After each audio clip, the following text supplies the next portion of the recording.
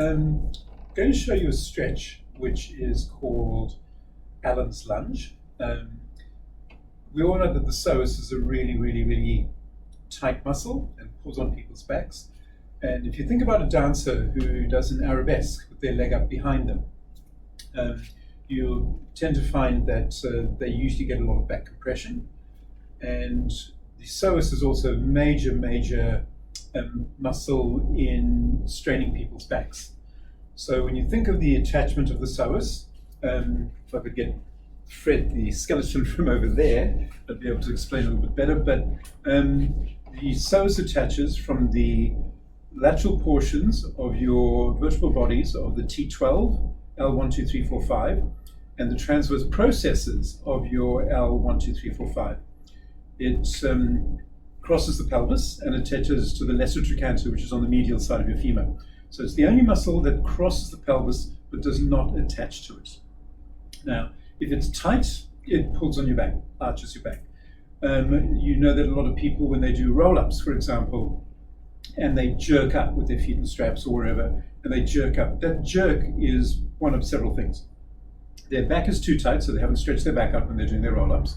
Their abs are not strong enough, and the jerk is actually your psoas, because once you've come forward into an abdominal curl, your ribs come to your hips, that's your rectus abdominis, bringing your ribs in a horizontal plane to your hips, and then once you lift yourself up, the muscle that lifts your entire torso up, once you've done the contraction of your abdominals, is your psoas. It pulls, it's a hip flexor, just like your quadriceps hip flexors, but it jerks you. So if you're not strong enough in your abs, it'll arch your back and pull you up like that. And you've seen this happen in gyms where people are doing sit-ups and they jerk up every single time, or their back arches because they haven't stretched their back out first. So stretching your back out at the beginning of any routine before you do ab work is essential, and also to decompress your spine as well, so you're not arching your back.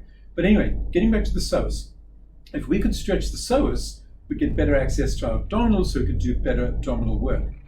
So if you think about the attachments of the psoas, then you'll be able to understand more of what Allan's Lunge is all about.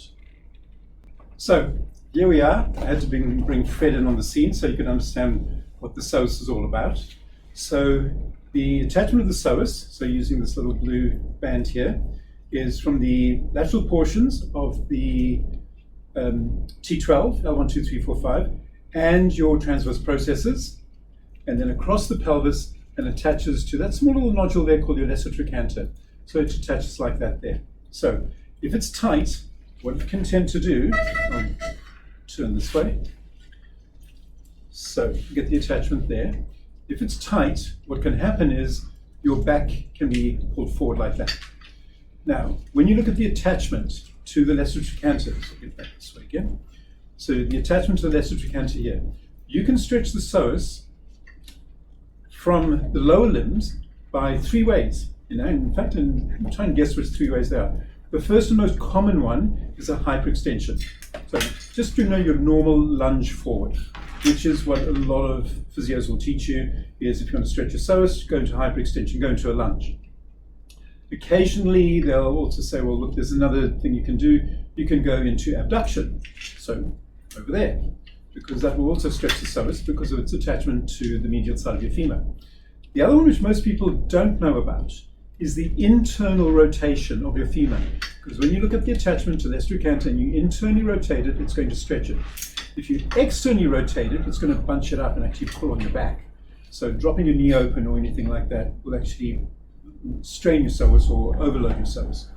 So as a result, what I did was I created a stretch which involves all 3 movements in one go, which I then called Allan's Lunge. And we're going to go through that now. Voila, he's gone. So in order to do Allan's Lunge, we have to get you into an upright position. You can do this kneeling on a floor, a good mat underneath your knee, and also you could do it on a reformer.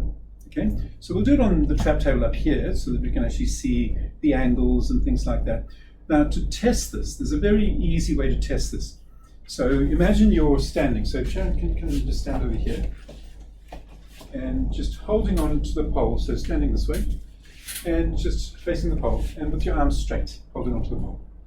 Okay, keep your elbows locked and straight. So what we're going to do here is, keeping the pelvis square, is we're going to go into a sort of a dancer's arabesque. So we're going to basically raise one of the legs back as far as you can. So that's it. And we're going to keep the pelvis square. So what we're going to do, I'll just adjust the camera for this one here. So what we're looking at here is how well the leg can raise, keeping the pelvis square in this direction here, not leaning forward, keeping the torso upright. And if you notice, raise the leg as much as you can. That's it, because I'm holding your pelvis for you. So you're looking to see how much lift you can get. So there's not a great deal of lift off the ground here, probably about 6 inches, about 15 centimeters. And now, keeping your torso upright, Morsha. Right, can you feel compression in your back? Yes. Okay, what level out of 10? If 10 is unbearable, 0 is nothing. 6.5, 7. Okay, about 6.5. Okay, relax, come back down again. So for Allan's lunge, what we're going to do is start with the knees in the center, and then we're going to bring just one leg straight out in front of you.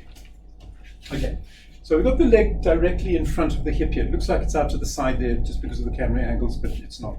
So what we're going to do is we want to get the internal rotation. So we're going to start first with this leg over here. We keep the knee exactly where it is and take the foot to the outside. So holding onto the bars, or you can put your hands on the floor.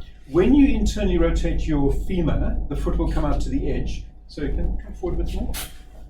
Okay, so the foot will come out to the edge of the trap table with your knee in the center. So let's move your knee back more to the center.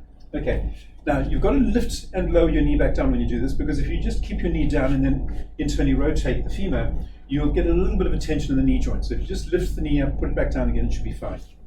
So now we've got the internal rotation. Keeping this foot directly in front of you, just lunge forward a little bit. Is it forward? Yep. Now, what we've done also is, normally that foot would have been in line with the hip here, but we've taken it out to the side there because we want to go into abduction. So we've now got the internal rotation, we've got the abduction, not yet, but not fully abducted yet, but I want you to go into a lunge forward with the torso upright. So you can hold onto the bar up here, you can hold onto the bars up here, and hands forward. Okay, so now we've got the hyperextension.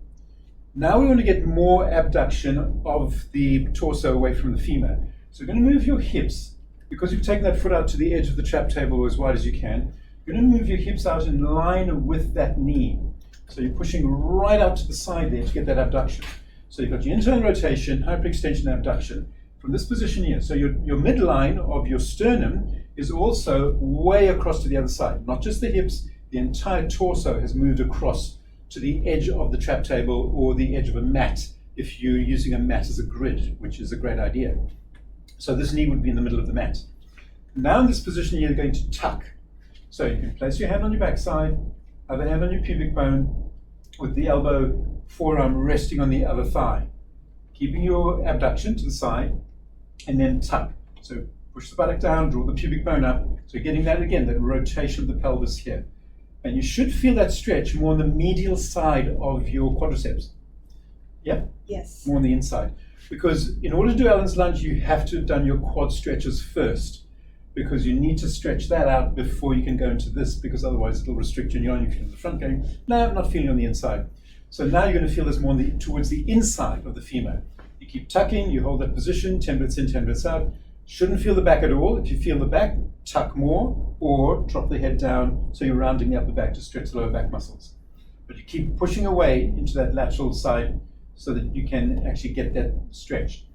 Now, that's just from the lower limb. If you wanted to make this a bit more specific, and this is getting into detail here, so you don't try this unless you do this from an advanced point of view once you know all the mechanics of this one. Because your psoas attaches to the lateral portions of your spine, we now can also do a stretch of the torso. So you take the hand off the backside. Now again, this is only for advanced people. Place the hand between your shoulder blades. Relax the other hand to where you're comfortable on your thigh. That's it, you've still got that portion. Now, so we now want to stretch. We're stretching the psoas from the lower limb. We're going to stretch it from the lateral portions of the lower part of the spine, the lumbar area. You're going to go into a lateral flexion. And that's going to give you the stretch from the transverse processes in the lateral portion of the vertebrae. Now, you're going to go into internal rotation of the torso.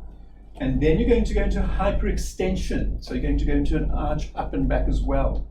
So now this is a balancing act. So now you've got a stretch of the psoas from all the attachments. And it's a very strong stretch. And you want to keep your balance with that arm on your thigh without falling over. It is a balancing act. And then you still got to pull the beeline and you still got to tuck as well. And you hold that for 10 breaths in and 10 breaths out. Okay? You're getting a really, really, really strong stretch here. This is only for advanced. In fact, if your quadriceps are tight, if you can't feel a 9 out of 10 in an upright position of your quadriceps, you shouldn't even be attempting this. Okay? And relax. And off you come. And let's get you back down standing on the floor. So now we do the test again. So, holding onto the pole, straight arms. So the arms are straight, pelvis is square. I'm holding onto the pelvis so it doesn't move, and then take the leg out behind you again, and then lift the leg back up. Whoa, okay, now you can see the lift of the leg. The leg is going up probably double what it was before. And what's the compression in the back, level out of 10? No. No compression in the back. Okay, and relax. So from that, there's no compression in the back. And this is what we found. When I was teaching this to ballet schools and to ballet dancers, they absolutely loved it. Their arabesque was much higher, no back compression. They were absolutely stunned as to how such a simple exercise that took less than a minute to do was so beneficial for them. So, but you've got to be very specific about this. We didn't focus much on the breathing. We just want to get the mechanics in here. But then you stay with that breathing, 10 breaths in, 10 breaths out, in for 4, out for 6, and holding your core. So it's squeezing the core from the sides because you're going to lateral flexion. It's also the beeline as well. So when you think about all the angles, you've got to be very specific. They've got to be in order. They've got to have a sequence to them. You've got to go into the internal rotation, hyperextension, abduction, in that order.